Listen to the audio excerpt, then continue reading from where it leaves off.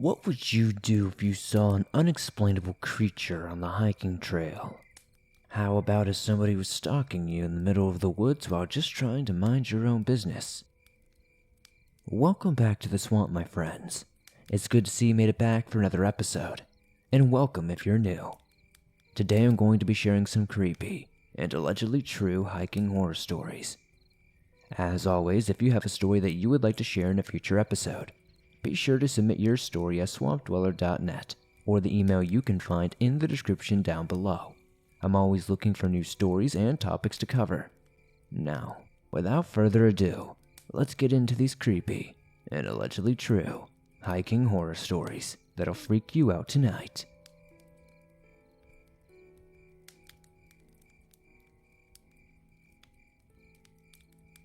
This happened directly to me. At the time of this story, I was a 12-year-old male who lived in California. For a summer trip, me and my family flew to Boise, Idaho for a few weeks to stay with my cousins. We stayed at their house for 2 days, then came the best part. It was always my favorite part. Until what happened, that is. On the third day, we all drove to a small city in the Rocky Mountains of central Idaho. They owned a cabin in Ketchum. The first day was spent at nearby lakes fishing, playing games, and meeting a few of the neighbors on the small street. Everyone we met was nice. It was an amazing time. I thought nothing could go wrong. Before I say more, here's a bit of a layout of the area. The room where I slept was at the back of the house. There was no fence at the back of the backyard because it was a bank in a freezing cold river. Directly on the other side of the river was a huge mountain covered by thick forest of pine trees. A small path starts on the other side of the river, but there's no bridge. There is one about a quarter of a mile away, in front of our house. I went to bed that night. I woke up around 2 a.m., needing to use the bathroom. I got up and did my thing, then headed back to my room. As I got into bed, I felt hot, so I opened my window. Not even 15 minutes after I opened my window, I heard the most terrifying screech come from the forest. It was raspy but high-pitched. I know for a fact it was not a human.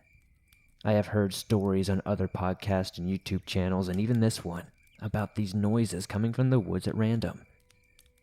I heard it once more, but this time, it was much closer. In the morning when I woke up, we explored around town. Sometime around 7 p.m., me, my sister, and my cousins got permission from our parents to go explore the forest. I was uneasy, considering I heard a creepy human-like noise in the night, and it was nearing nighttime again. My oldest cousin Alex, who was 16, took a loaded pistol, a lighter, and a backpack of snacks. I carried a hunting knife and a flashlight. My cousin, who was the same age as me, Julia, took a flashlight as well. My sister Brianna and my other cousin Karina, who were 10, took some extra batteries and a small bag of candy each. We made our way across the bridge at the end of the street and back to the path on the side of the river across from the house and began our hike. All of us began the hike to the top of the mountain together as a team. We made it to the top of Bald Mountain in about an hour and a half. The view from 9,000 feet was incredible. At 8:55, Alex and I figured it was probably time to head back down and ordered the group to the path. At this point, it was now dark and the sun had fully set. Julia and I had turned on our flashlights to shine them ahead as we walked. Some halfway down the mountain, which was probably about 45 minutes or so into the walk, I got the dreadful feeling you get when you're being watched and followed. Seconds later, something was hiding in the bushes a few yards into the tree line that bordered the path right off to our right. I could hear it suddenly run off. I brushed it off as some type of small animal. About 5 minutes after that incident, though, what we heard made me tingle with fear and my heart dropped to my stomach.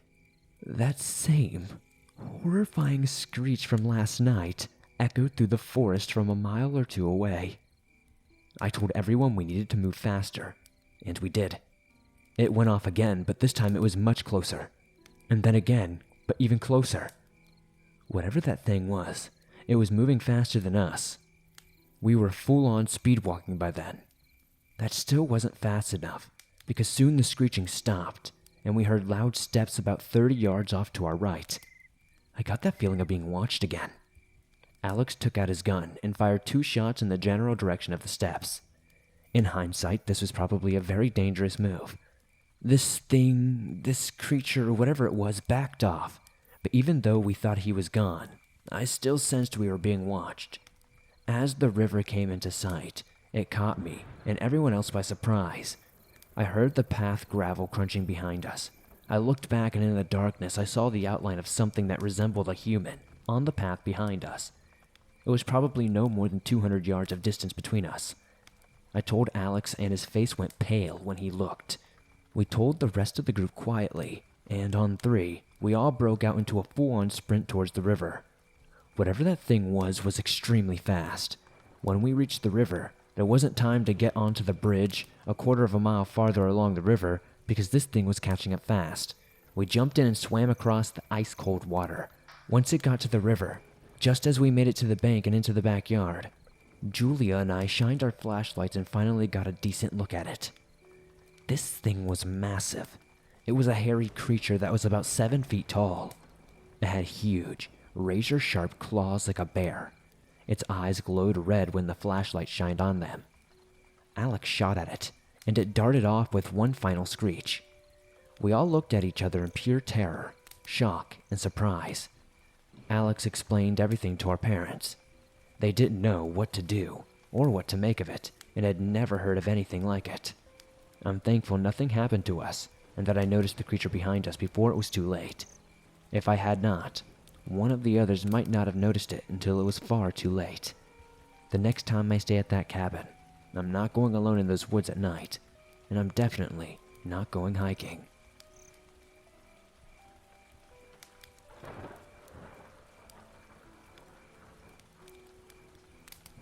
My roommate and I had gotten into witchcraft and wanted to do a spell together. We don't hex people or do any kind of black magic or love spells, nothing that would impose our will onto somebody else. Basically, we don't put anything out into the universe that we wouldn't welcome back. So we thought doing a spell on a hike would be a beautiful and lovely way to do a ritual. So we loaded up the dog and left. We started a little late in the day and went up to Chautauqua Park in Boulder, Colorado. It's a crowded place, and we ran into plenty of people on the way up. You basically follow a trail up the Flatirons, and then follow it back down. Our dog Stella was a champ going up, so unafraid and excited. We made it to the top and found a semi-covered spot by a rock and trees. The ritual was fairly simple itself. We were basically just trying to get better mental health and financial assistance. Now that I've been practicing for a long time, I realized the whole thing was a bad idea, but at the time it seemed like a nice thing to do. We had made a crystal circle and burned the herbs we had pre-grinded and prepared. So we meditate in the circle for a while and reaffirm our goals. Stella is getting antsy because it's dinner time and she has nowhere soft to lay down while we are doing this. This is where we really messed up. We don't close the circle down or our own energy. We just put everything away and feed Stella and start heading down. It's then that I realized how late it was. The sun was starting to set and we began to head down. And while Stella was awesome going up, she was terrified going down. We had to climb down parts, then pass her down to make it down some parts of the rocks. It was just a complete mess. We were scraped up from the rocks and her claws, and I was just unsettled. I kept seeing weird white flashes in my peripherals. It kind of looked like an angry face, and I kept seeing it as we got down the rocks and found the gravel path. It freaked me out, but I was just trying to stay focused on what we were doing and getting back to the car and not getting hurt. By the time we were off the rocks and on the gravel path, it was completely dark and pitch black under the trees. I pull my phone out as a flashlight so we can see the trail. We were all kind of panicked. We were both young women who have watched too much true crime, so we just kind of sat in silence trying to focus on getting down the mountain as fast as possible. Then, out of the complete darkness, a man sort of just materialized ahead of us. I used that word on purpose because he seemed to slowly come into vision, like when you turn on an old static TV. He looked young, early to mid-20s maybe, white and with brown hair. I looked at his face briefly before looking away in fear. He had no flashlight to guide him, and his feet made no noise on the gravel. The energy rolling off this guy was angry and aggressive. I just stared at his shoes because I was afraid to make eye contact with an angry man alone on a mountain. Even the dog ignores him, and she is territorial. She is a cattle dog, so that was very unusual. He walks past us, still making no noise at all. He doesn't even look at us. He disappeared into the total darkness behind us, in thin air. I thought about trying to get my knife out of my backpack, but I realized I wouldn't know if he turned around because he made no sound at all. Neither of us said anything. What could we say? Out of nowhere, though, simultaneously, we both began running. We were almost out of there when we ran into a group of 3 college students. They were laughing and talking and shuffling on the gravel. They all had their phones out, and they were using them as flashlights as well. They said hello as we ran by, and we just kept running. We make it back to the car, and I asked my roommate if she saw him too. She said yes, but she wasn't sure if I had seen him. She was so afraid to ask while we were running. Neither of us can remember his face and are freaked out by the lack of noise that night.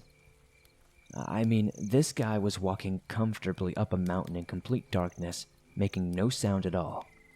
Neither of us really want to say that we saw a ghost, but with a poorly closed circle and 2 very sensitive people, it makes sense. We got home sometime around 10 p.m., and we went to bed. We woke up and it was like everything we had asked for in the spell was reversed. My roommate's wallet had been stolen out of her car, and $600 had been spent on her debit card. We were both depressed and exhausted and struggled getting out of bed. I still can't remember that guy's face, but I'll never forget the way he walked up that trail without any light, without making a single sound, and vanishing. I'll never forget the waves of anger rolling off of him as he passed us.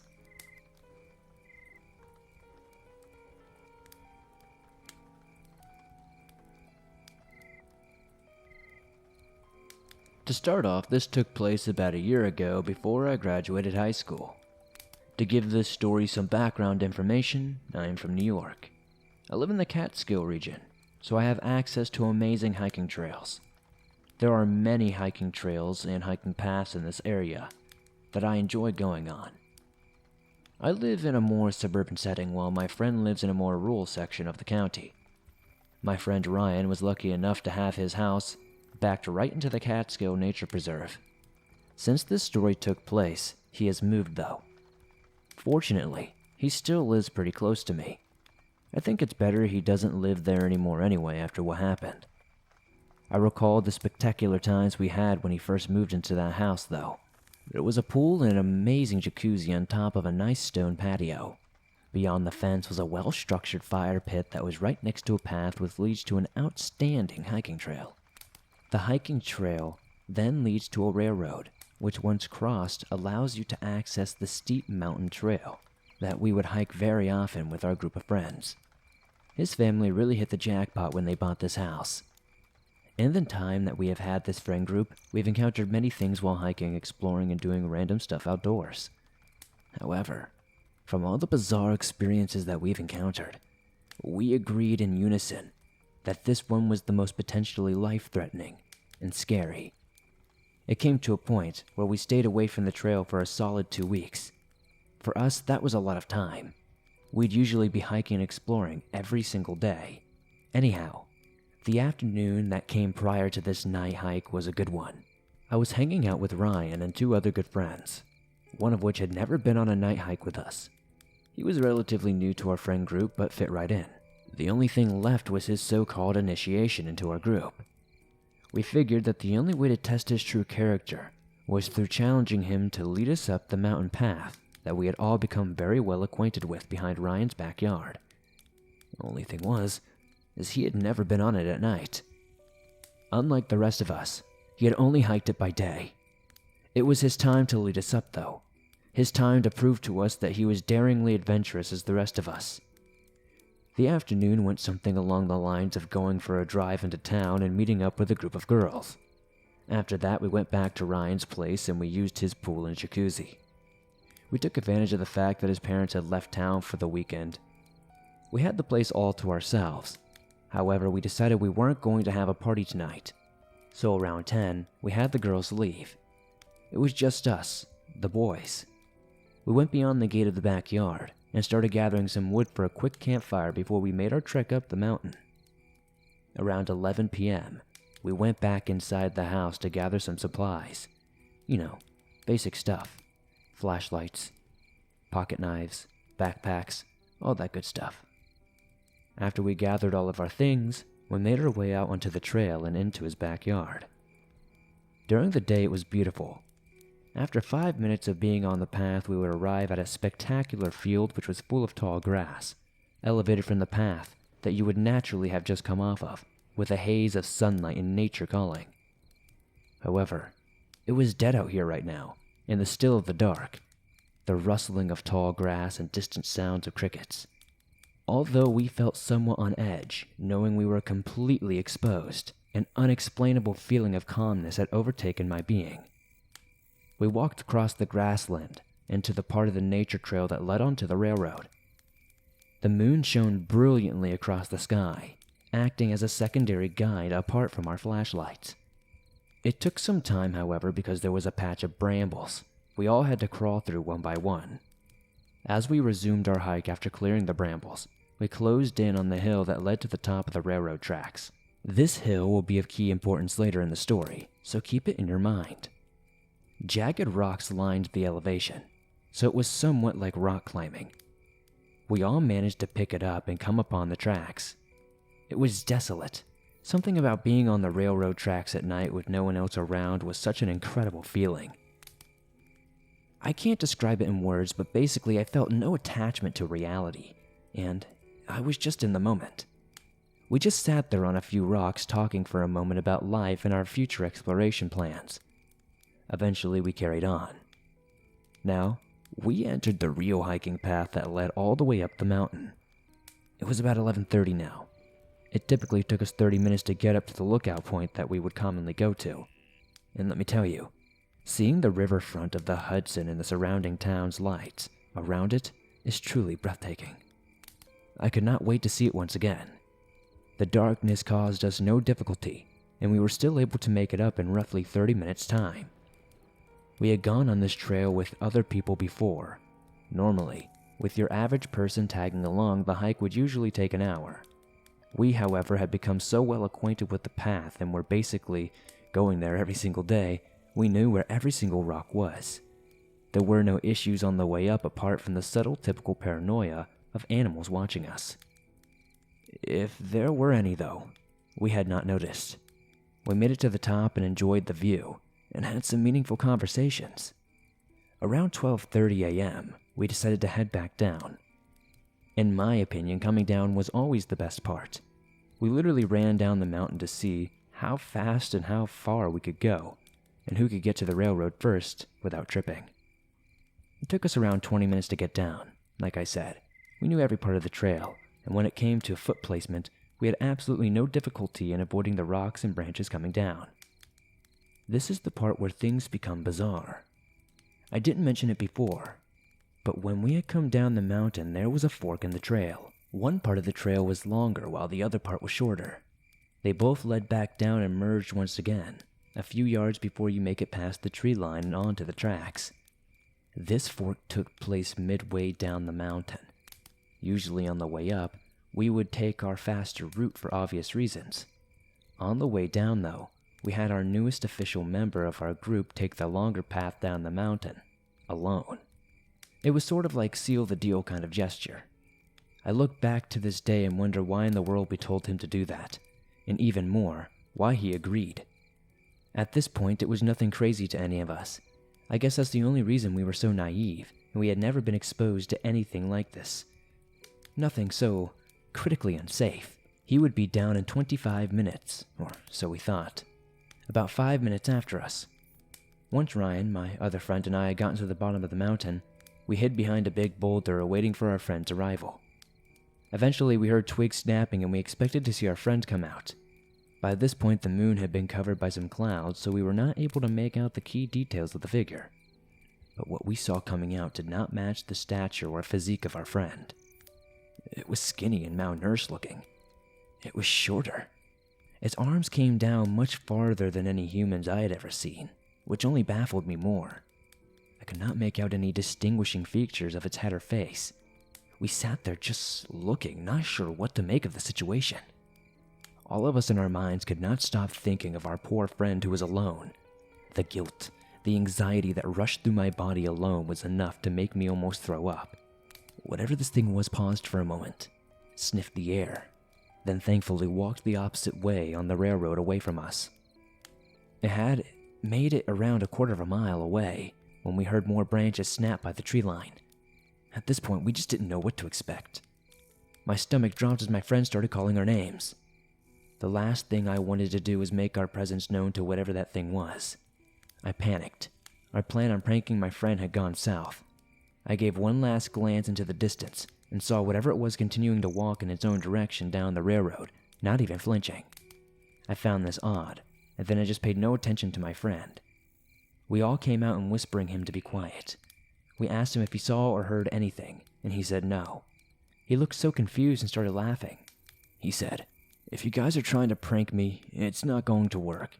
The hike was fine. I don't know why you're all still screwing with me. After all, I was the one who had to do it alone." As he said that, I glanced back at where the creature was going, and I didn't see it anymore. It was impossible for it to have disappeared that quickly, unless it had gone past the tree line. We all stood silent for a moment. I finally spoke for the group. "Listen, all you need to know is that we need to get back to Ryan's house right now." I was raising my voice at this point out of fear and insistence. Our friend was so lost, and I know if he had experienced something surreal, he would have told us. I told everyone to hurry up and that we were going to run. Whatever it was, we had lost sight of it and had no idea where it turned or where it was. We climbed down the rocky hill into the path as quickly as we could, sliding down on the way. We eventually made it back to the grassland, getting closer to Ryan's house. We started to walk, as we felt a bit safer. As we walked across the field, we heard a screech. My whole body shivered and tensed up. I stood there, as did everyone else, frozen like a statue. We all just looked at each other. Goosebumps infested my arms. I started to shiver uncontrollably. We heard it again. It was distant from the direction of the train tracks.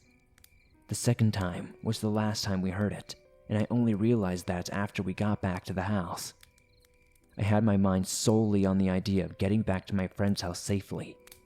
It was every man for himself, and we scattered. It took us a few minutes to get back, but we all made it. We sat there for 15 minutes discussing what the heck just happened. All of us were in shock. I know at this point, things looked bad, but it only got worse from there, as Ryan went inside to get a pistol in case anything came into the backyard. We all sat there in silence. A moment later, he came back in a panic. "Guys, have you seen my phone?" My heart sank. We all said no, and after calling it many times with no success, and not hearing it anywhere, we were forced to accept that it was in fact gone somewhere on the trail.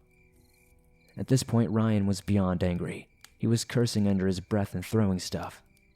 After we all sat there watching him, our minds in shock, he took the magazine in his pocket, put it in his pistol, and loaded it.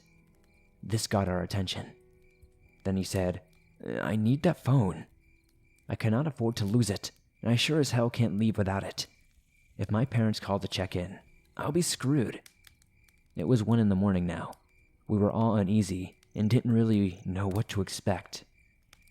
We eventually agreed to accompany Ryan to the entrance of the field, but no further. We had gotten to the point that, honestly, we were not crazy to mess with this creature. We got to the trail, but with no luck. He didn't find his phone.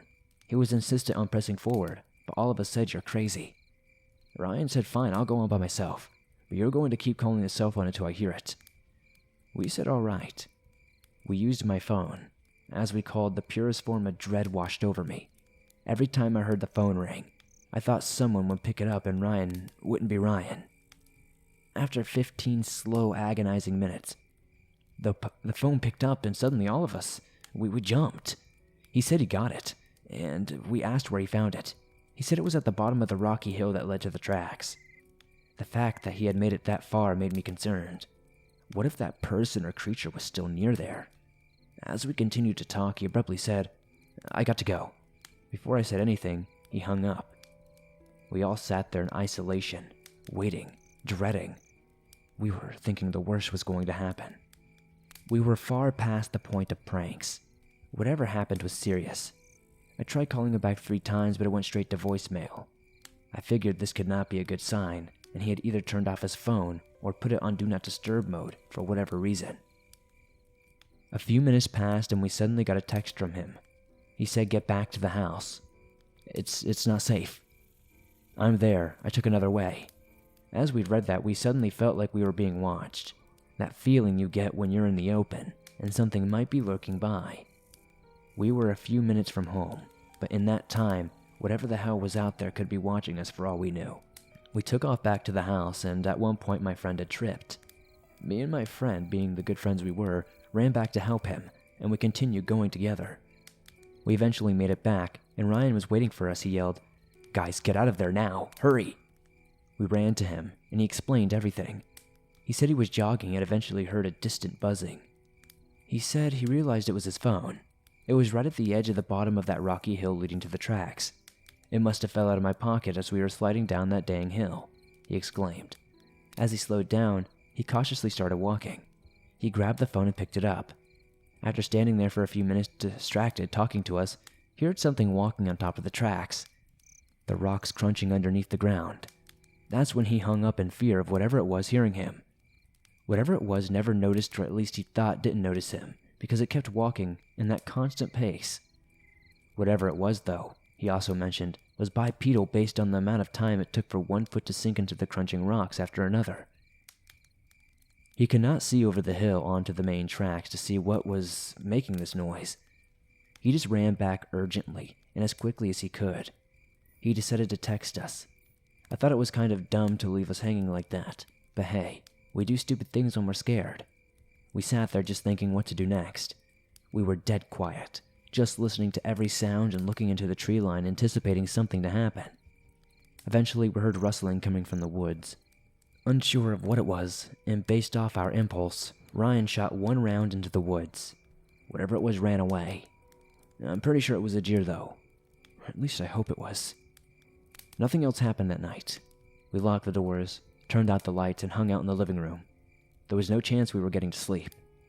The unreal experience that we had just encountered would haunt us for the rest of our lives. As freakish as it was, I'm oddly happy to know I have a surreal story to tell anyone who I am close to. What matters is that my friends and I made it out safely. Looking back, that screech could have been a screech owl or a fox, but knowing that someone or something else was out there was definitely what sealed the deal for me. None of us were high, none of us were drunk. We were all completely sober. I know what we saw was real. I know what happened to us on that hike that night. It absolutely occurred, and nobody can tell me differently. To this day, I have no idea what that creature was or what its intentions were. I don't know if it had followed my 2 friends and I, or my other friend down that long path. Quite frankly, I don't want to know. Some say ignorance is bliss, and I wholeheartedly agree.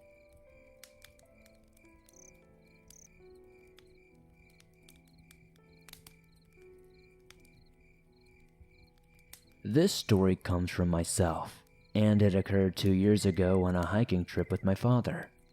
I will also mention I was 16 at the time this story occurs. So I'll begin. It was nearing the end of August, and my father had decided to take me on a hiking trip into the woods that lay on the edge of our property. This set of forest is quite expansive, and is a nice place to hike. There's plenty of hills, small patches of clearing, etc. So we ride out on our ATVs and pack up to begin the hike. If I remember correctly, we got to the trail around 5 p.m. and began walking at 5:20 or around that time. It was very beautiful, with a crisp breeze here and there, and suddenly, we heard a noise. We're about 20 minutes into the woods from where we began, and this noise sounds like it's coming from around 25 to 30 feet ahead of us, and it's loud. Like someone dropping a boulder from the top of a tree loud. I'm naturally a skittish person, so I jump immediately upon hearing it.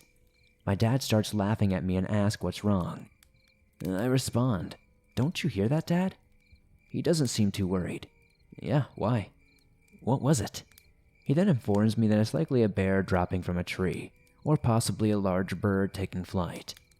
It doesn't really add up to my imaginative mind, though. What kind of bird makes a noise like that? We continue to hike and find a tree. Every branch on the side is completely broken, like a large animal slid down, breaking every single branch. I believe this is the source of the noise I heard earlier. I point to tell my dad to look. We both begin investigating the tree, and he tells me that this is definitely a bear that slid down the tree. I don't believe him though, but I go with it. We are now about 45 to 50 minutes into the hike. We stop to rest and eat a bit. We both pack sandwiches, me with a turkey and my dad with chicken salad. He loves chicken salad sandwiches. We talk about how nice it is out there and finish eating. It's about 6:20 now, and we begin hiking again. About 10 more minutes in, my dad stops me. He squats down. "William, come here." My name is William, by the way. I walk up beside him and squat down as well. "What is it?" He points at the mud, and I'm chilled to the core at what I see. On the ground are a trail of footprints, unlike any animal I have ever seen. The back of them is very slim, and they start to get wider as they reach the toes. The toes are long and thin, with faint claw marks at the end of each. My dad tells me he's never seen anything like them. I'm now making connections in my head. Tree branches, odd footprints, multiple visions of horrific creatures are running through my mind, and he tells me that we should turn around and head back. Not because he's scared, but because it's getting kind of late. It's 6:35 and we are tired, and it will be getting dark soon. We turn around and start heading back. As we pass a clearing in the trees, I see something out of the corner of my eye. I'm tearing up right now as I type this, thinking of it. Standing in the clearing, about 15 or so feet away, is a tall, dark creature. It's just looking up at the sky. Its face is similar to a bird. It has a long beak and a sharp facial build. Its build is thin, and its arm is hanging down to its knees, with long fingers on each hand. I start crying and scream for my dad to look, but it doesn't come out as a scream, it's more of a squeak. I yank on his jacket and he turns around to face me. I just point at the direction this thing is standing. He's completely silent. The whole world is just silent. For a moment I thought time had stopped completely. The thing seemingly had no interest in us. It was just looking at the sky. I look up in the tree above, and this thing was staring at the mangled body of some animal, torn and just completely not recognizable. It's just staring up at it. We run, faster than we ever have before. I didn't hear anything following us, so I guessed it wasn't too interested in us. We reach the ATVs, and we hightail it out of there, not looking back for a moment. When we get back home, not a single word is spoken. We just go in, sit down, and watch TV.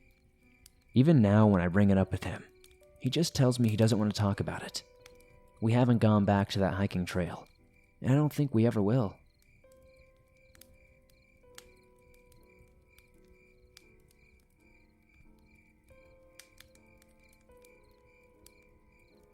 Thanks for listening to these creepy and allegedly true hiking horror stories. If you enjoyed these stories, please be sure to hit that like button, as it helps me out a ton. The more likes this episode gets, the more YouTube promotes it to fresh new eyes, and that's incredibly helpful. If you're new to the swamp, why not join us? Hit that subscribe button and turn on notifications to never miss a new episode, as I upload them nearly every single day, and all things natural and supernatural.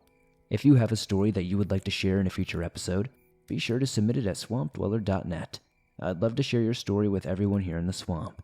It's stories like yours that help keep this show going on a daily basis. I'd love to know in the comments down below what story was your favorite tonight. If you're listening to this on iTunes or another podcast platform, if you could give this show a 5-star rating, that would help us out a ton and is very much appreciated. If you're on the go but don't have YouTube Premium and still want to listen to your favorite Swamp Dweller scary stories no matter where you are, You can download them absolutely free from iTunes, Spotify, Stitcher Radio, and pretty much anywhere else you find your favorite podcast online. It's absolutely free to do so. If you would like to support the Swamp outside of hitting that like button, subscribing, and giving us a 5-star rating on iTunes, maybe check out the merch store.